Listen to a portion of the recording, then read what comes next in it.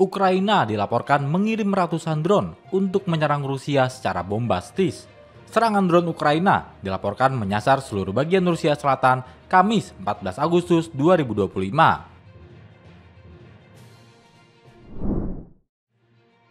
Kepala Staf Militer Israel Eyal Zamir mengisyaratkan kemungkinan kembali melancarkan serangan terhadap Iran. Ia menegaskan meski waktu serangan belum ditentukan, Tel Aviv siap bertindak jika diperlukan.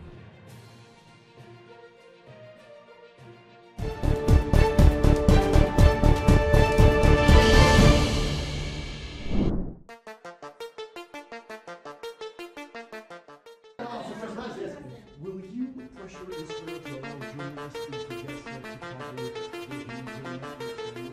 Presiden Amerika Serikat Donald Trump menyatakan keinginannya agar Israel mengizinkan jurnalis internasional meliput langsung di jalur Gaza.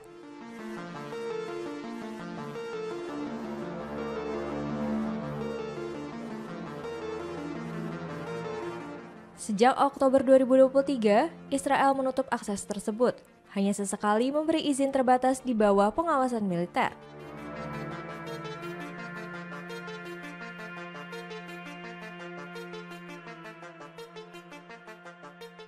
Sebagian besar berita dari Gaza yang tersebar luas berasal dari jurnalis lokal Palestina.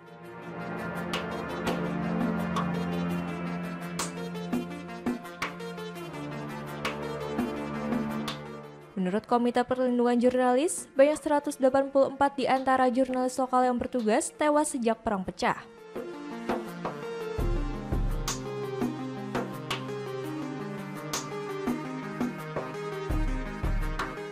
Trump pada Kamis 14 Agustus di ruang Oval mengatakan ia tak keberatan untuk jurnalis internasional masuk ke Gaza. Ia mengakui peliputan di Gaza berisiko tinggi, namun menegaskan tetap mendukung kebebasan liputan.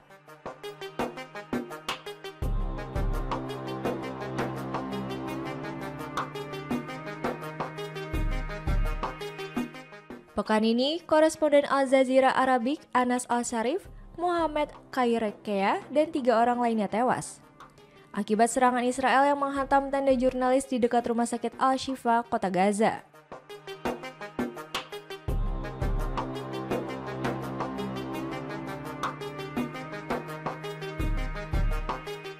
Israel terus melancarkan operasi militer besar-besaran sejak Oktober 2023, menewaskan lebih dari 61.000 warga Palestina.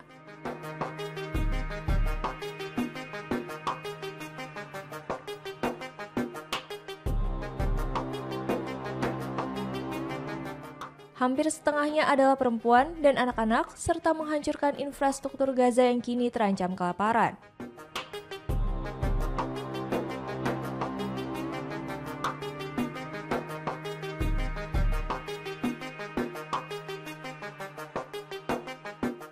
Meski tekanan internasional meningkat terkait dugaan pembersihan etnis dan genosida, Kabinet Keamanan Israel menyetujui rencana Perdana Menteri Israel Benjamin Netanyahu untuk memperluas operasi dan menduduki kota Gaza.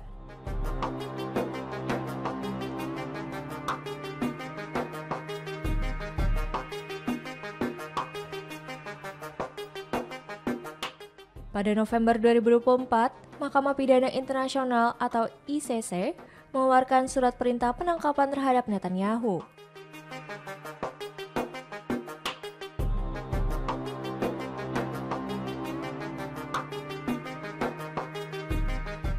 Dan mantan Menteri Pertahanan Yoav Gallant atas dugaan kejahatan perang dan kejahatan terhadap kemanusiaan.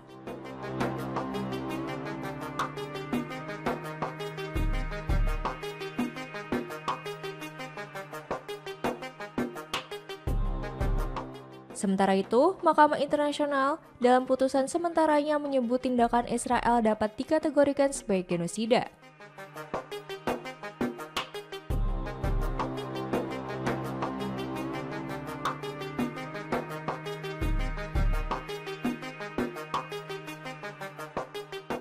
Serta memerintahkan negara itu mematuhi hukum internasional dan memastikan bantuan kemanusiaan sampai ke warga Gaza.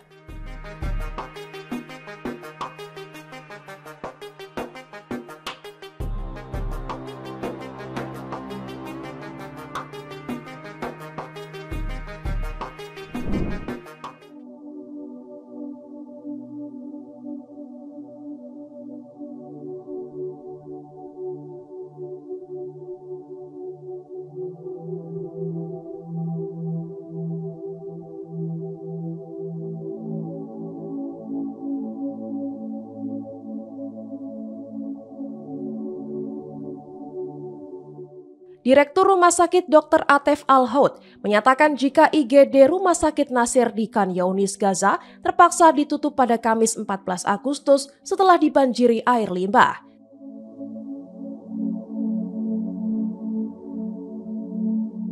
Ia menjelaskan banjir tidak dapat diperbaiki tanpa koordinasi dengan Israel karena sumber kebocoran saluran pembuangan berada di zona merah militer.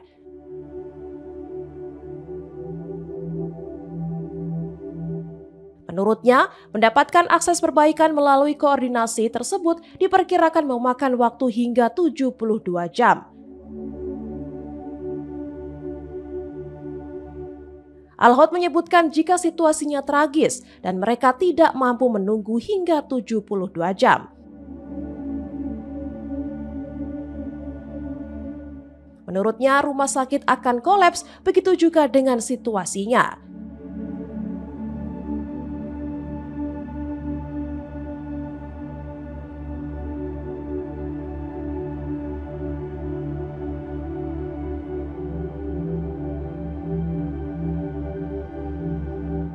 Menanggapi hal ini, militer Israel mengatakan pihaknya telah menyelidiki situasi tersebut namun belum mengetahui masalah itu.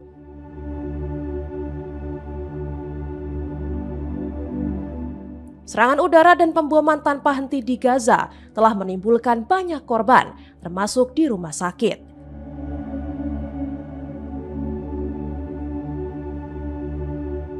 Warga Palestina dan tenaga medis menuduh militer Israel menyerang fasilitas kesehatan, tuduhan yang dibantah Israel.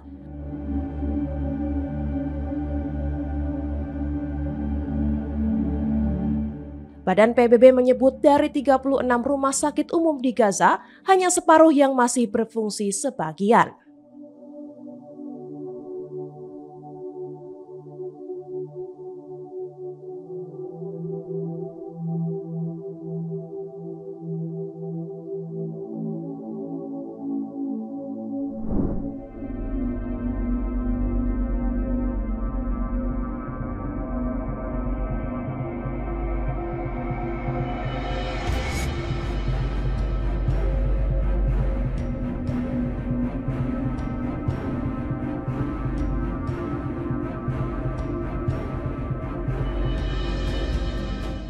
Kepala Staf Militer Israel Eyal Zamir mengisyaratkan kemungkinan kembali melancarkan serangan terhadap Iran.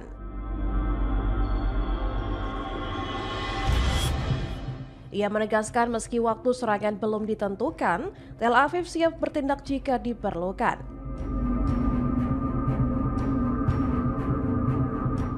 Pernyataan ini disampaikan sehari setelah kunjungan Kepala Dewan Keamanan Nasional tertinggi Iran, Ali Larijani, ke Lebanon.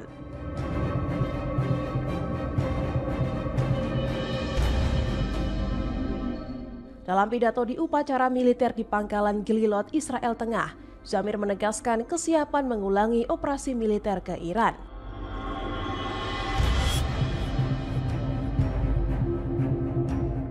Israel sebelumnya pada 13 Juni 2025 bersama Amerika Serikat melancarkan perang selama 12 hari melawan Iran.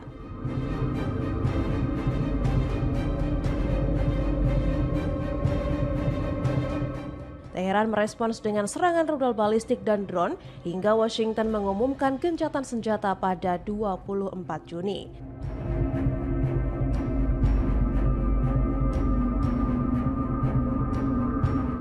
Zamir menyebut militer Israel telah menargetkan Iran dan sekutunya seperti Hizbullah di Lebanon dan Houthi di Yaman.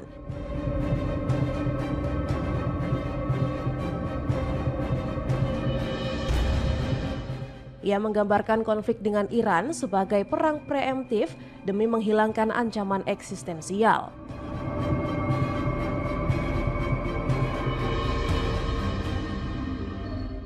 Zamir menuding Iran terus berada di jalur eskalasi berbahaya dengan doktrin yang berpusat pada kehancuran Israel.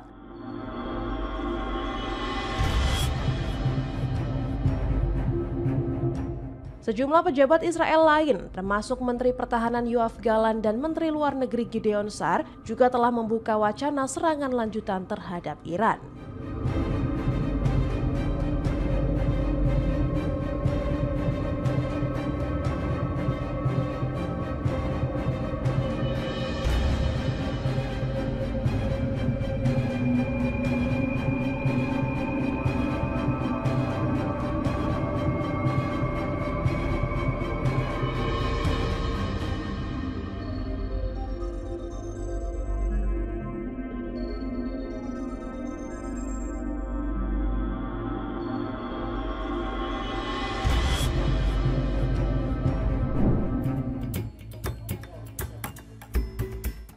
the timeline that we set for the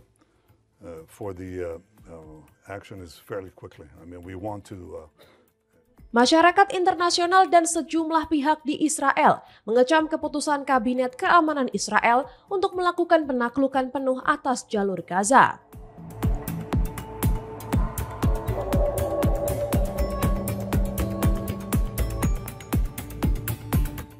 Rencana tersebut diperkirakan memaksa lebih dari 1 juta warga Gaza mengungsi, memicu kekhawatiran besar akan dampak kemanusiaannya.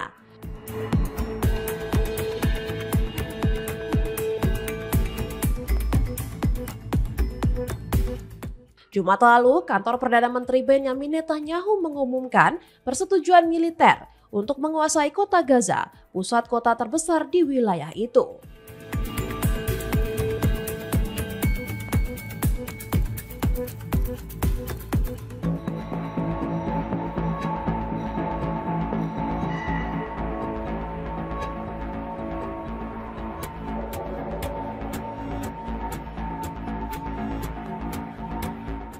Pasukan pertahanan Israel disebut juga akan menyalurkan bantuan kemanusiaan bagi warga sipil di luar zona pertempuran.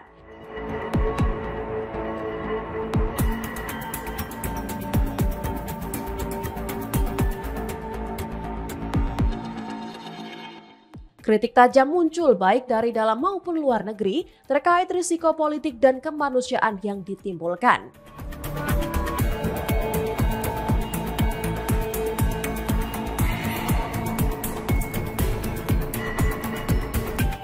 Warga Gaza seperti Tarik Hamid mengeluhkan sulitnya mencari tempat aman, tingginya biaya pindah, dan minimnya sarana transportasi.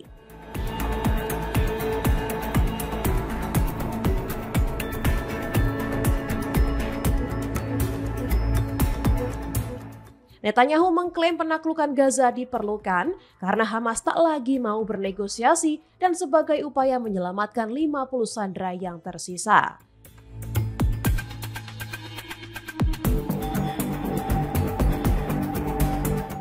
Keluarga sandera menilai langkah itu justru membahayakan keselamatan kerabat mereka.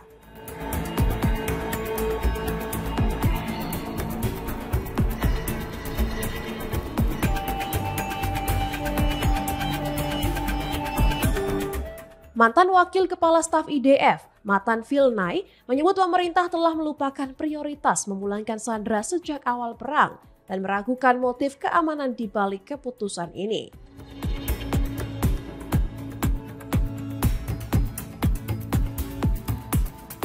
Belum jelas apakah langkah Israel bertujuan menguasai penuh Gaza atau hanya menekan Hamas agar kembali berunding. Namun konflik terus membawa penderitaan di kedua sisi perbatasan.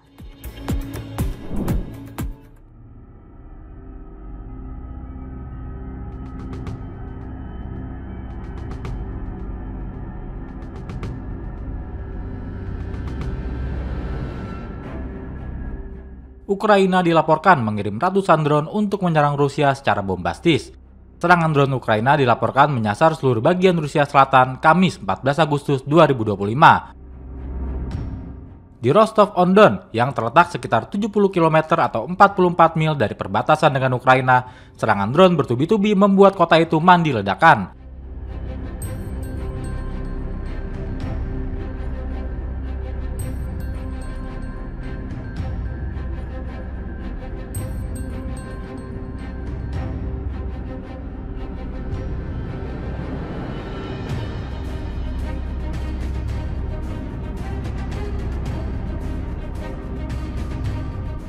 Gubernur wilayah tersebut, Yuri Selyusar, mengatakan 13 orang dirawat di rumah sakit setelah serangan pesawat tak berawak menyebabkan kerusakan pada beberapa gedung apartemen di ibu kota daerah tersebut.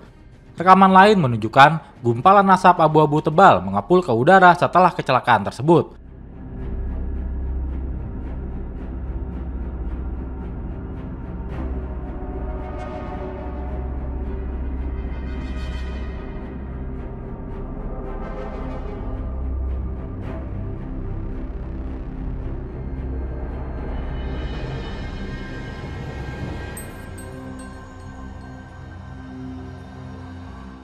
Dalam insiden terpisah, kota Belgorod juga dihujani serangan oleh drone Ukraina. Seorang pria dirawat di rumah sakit dalam kondisi serius dengan beberapa luka pecahan peluru. Sementara istrinya dibawa ke rumah sakit yang sama dengan luka bakar di lengan bawahnya, menurut Gubernur wilayah Belgorod. Korban ketiga dirawat di rumah sakit dengan luka pecahan peluru di kaki dan cedera internal akibat tekanan tinggi yang dihasilkan oleh ledakan drone.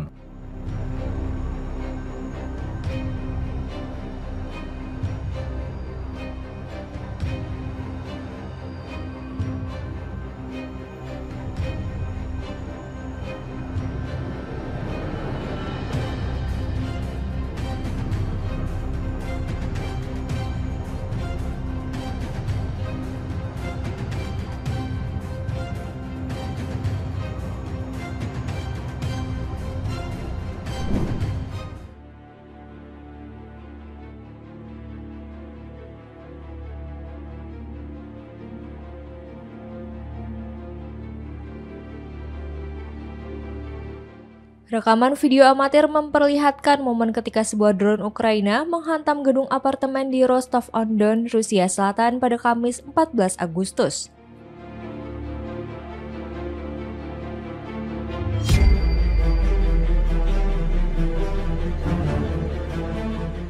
Pejabat Gubernur sementara Rostov, Yuri Shlusar, menyebutkan 13 orang terluka dalam serangan tersebut, 2 diantaranya dalam kondisi serius.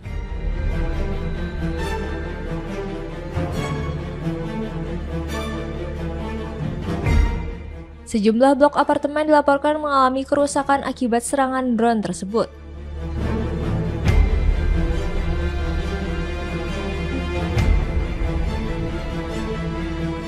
Status darurat telah diberlakukan di wilayah terdampak dan penyelidikan masih berlangsung.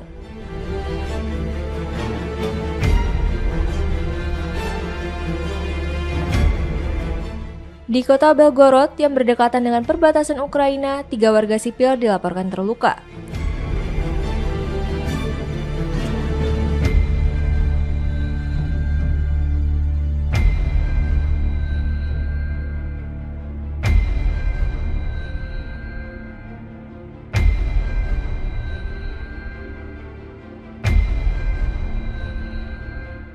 Video yang diunggah gubernur wilayah menunjukkan drone diduga menghantam sebuah mobil di pusat kota.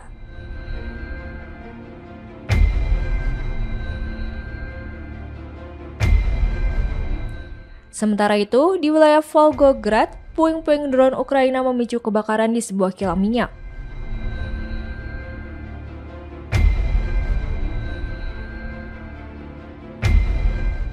Serangan ini terjadi sehari sebelum pertemuan puncak Presiden Amerika Serikat Donald Trump dan Presiden Rusia Vladimir Putin di Alaska.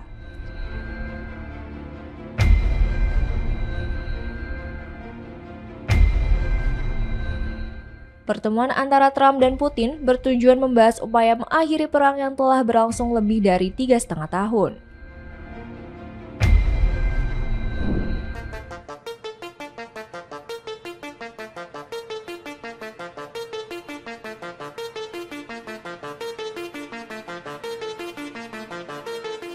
Sebuah jet tempur Cina telah mencegat pesawat penjaga pantai Filipina yang membawa jurnalis saat berpatroli di dekat Scarborough Shoal.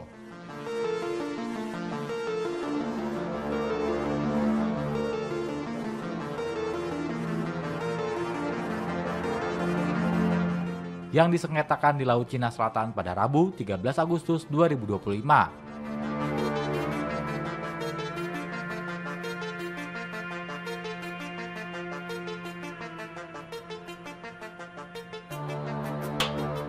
Momen ini menandakan perseteruan yang semakin memanas setelah 2 kapal Beijing bertabrakan ketika mengejar kapal Manila Senin lalu.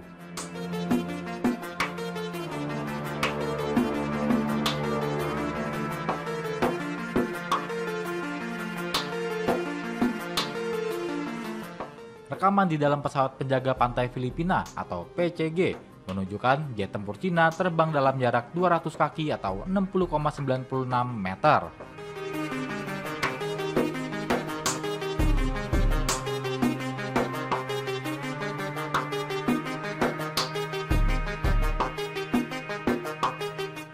Berputar-putar dan mengikuti jalur pesawat selama 20 menit. Jet tempur Cina tersebut diidentifikasi sebagai J-15, sedangkan pesawat Filipina yang dicegat adalah pesawat Cessna Caravan.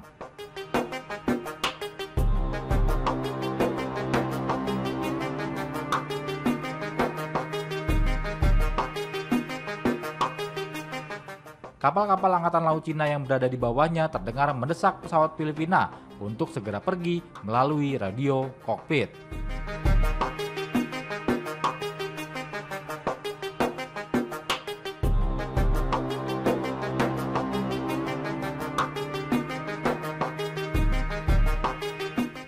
Kejadian itu terjadi di sekitar Scarborough Shoal di Laut Cina Selatan, sebuah atol yang disengketakan 222 km di sebelah barat Filipina.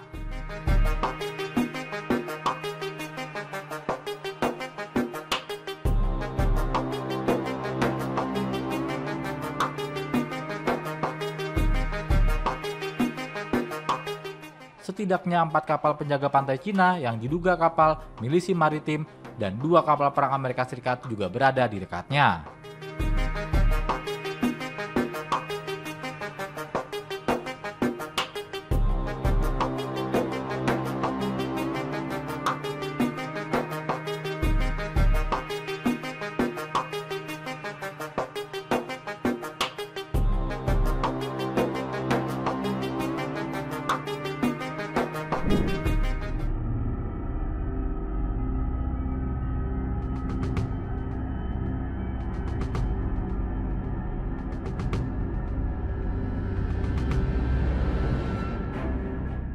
Jepang, salah satu sekutu Amerika Serikat, diam-diam telah melakukan latihan militer simulasi serangan terhadap kapal induk Cina.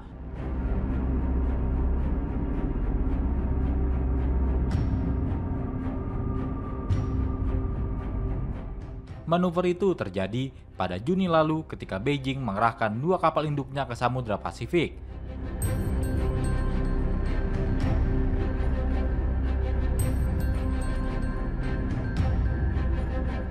Cina memiliki lebih dari 370 kapal tempur dan kapal selam, termasuk 2 kapal induk CNS Liaoning dan CNS Shandong, yang menjadikannya angkatan laut terbesar di dunia berdasarkan jumlah lambung kapal.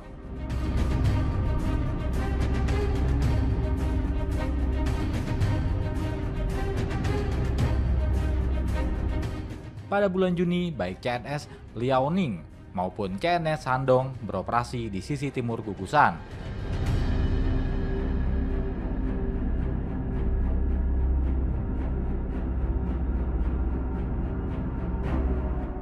Kepulauan pertama garis pertahanan Amerika Serikat yang dibentuk oleh sekutu dan mitranya.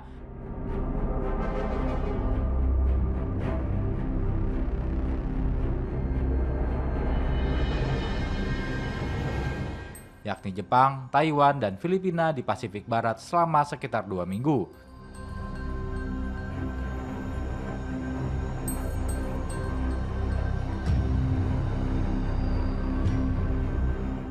Mengutip beberapa sumber pemerintah, surat kabar Jepang melaporkan pada hari Kamis bahwa jet tempur F-2 Jepang melakukan latihan.